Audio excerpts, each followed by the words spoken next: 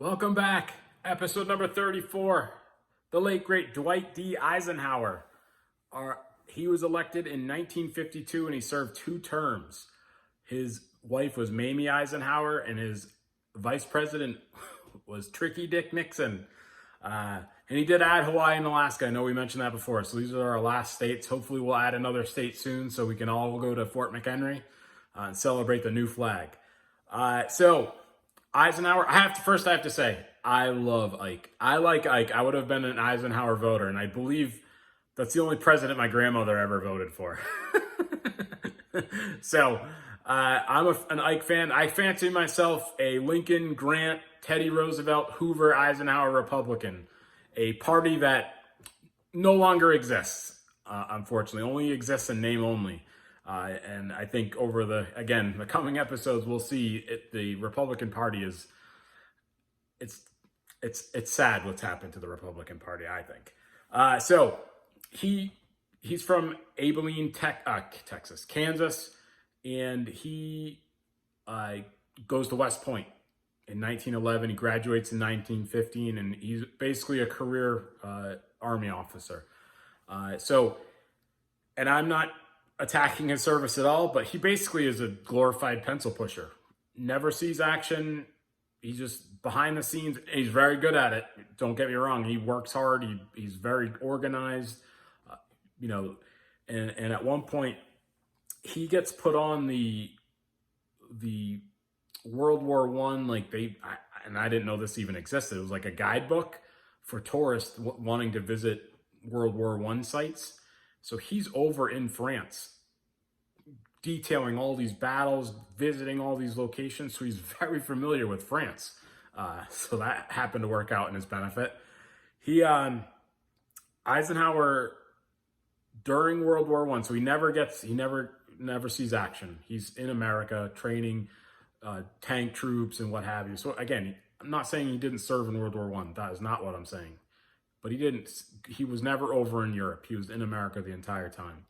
But at the outbreak of the Jayhawk flu, he was stationed in Gettysburg, and he was very successful in preventing his troops, the mass dying of his troops in Gettysburg. So that actually, he gets promoted from that. So obviously he would have been pro-mask. He was isolating people, separating them. I mean, obviously people did die, but not to the extent of other military bases. He did a very good job of preventing that spread. So he becomes, he rises up. He's stationed kind of all over the Philippines, Panama. He lives in these terrible living conditions. Poor Mamie, she came from money.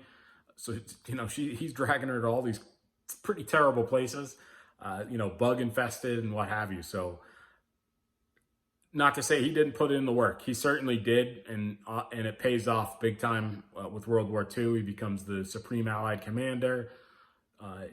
And again, his familiarity, you know what I'm saying, with France helped lead the D-Day invasion to much success, obviously. So he was very familiar at that point with France. So after the war ends, he becomes the president of Columbia University, which he's not very good at. I mean, I guess he's good. He's very organized, and he does raise a lot of money for the school, but he hates doing it. It's not for him. So at that point, he does go back he runs NATO for Truman. And he never had voted in his entire life for president. So he was out there for anybody's taking. I mean, the Democrats tried to recruit him. The Republicans tried to recruit him. And it seems like he was more of a libertarian type. So he just becomes a Republican mostly just because. It's not like he had an ideology of being a Republican per se. So he wins in 1952.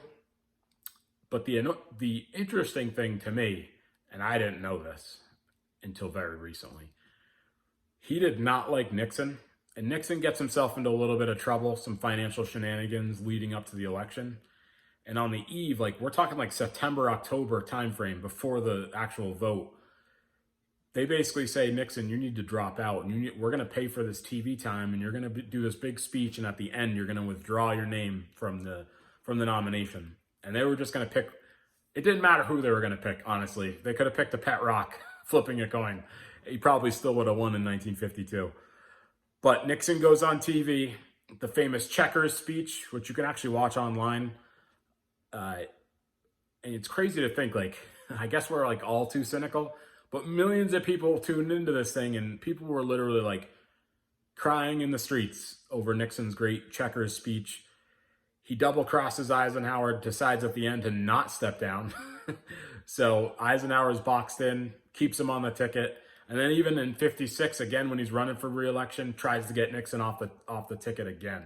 So he's not a big fan of Nixon.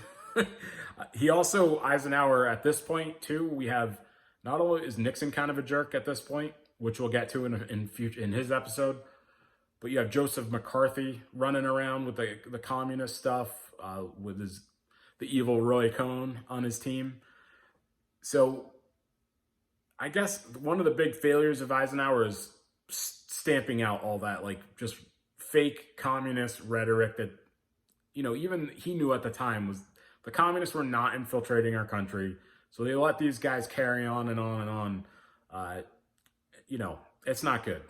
Joseph McCarthy, Nixon, they knew what they were doing. It's not like they were really worried about communism. It was all a big act. To me, damaging the Republican brand, for real. So, the other thing that and again, I loved Eisenhower.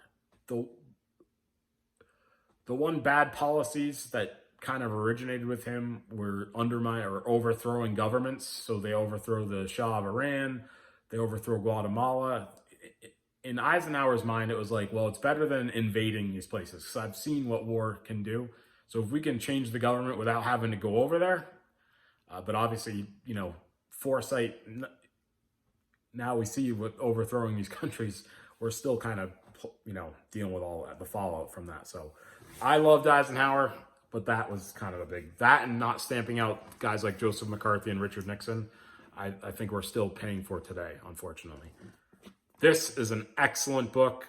I could not put this book down. It's the same guy that wrote the FDR book. Just a terrific book. Eisenhower had a really interesting life. I can't say enough about this book. Travel recommendations. Again, I've got a bunch, so trying to trim it down. The World War II Museum in New Orleans is just phenomenal. It's like it's even better than the World War I Museum. There's a 4D movie that you can watch that even an old crusty guy like me brought me to tears. So it's excellent. New Orleans is terrific. You got to go to Cafe Du Monde for the beignets. And when we were there late at night, it was like right out of a scene of a movie. A wedding went by, like with the bands playing, and everything was awesome. So New Orleans, and shame on me, I didn't go to New Orleans until I was way into adulthood. So if I have any young viewers out there, go to New Orleans and have a good time. I was far too old to really have a good time. The other place, the beaches of Normandy. If you ever get a chance to go to France, the Velvet Hammer and I went. We were finishing our master's at Clark University, and the only reason I went back is because the capstone project, you get to go to France for a week, and I agreed to go back to school to finish. And we spent 2 weeks in France, and so we did a day trip out to Normandy. It is terrific. You can't even, and I didn't know what to expect. I guess I didn't really realize that so many Americans were buried there. So you walk up and you see this giant American cemetery, and it is so overwhelming. I'm getting choked up just talking about it now. So and you see there's still rusted out military equipment, along the highway out to Normandy. There's rusted out equipment still in the ocean. It's like, whoa, it's heavy. It's heavy stuff to go to the beaches of Normandy. So one bad news part. So when we were at the Harry Truman Library, I didn't realize, because again, I had never been to one, so I didn't know how cool they were. Eisenhower was like an hour and a half away. So I did not get to go to the Eisenhower burial or museum. So somehow I got to figure out how to get back there.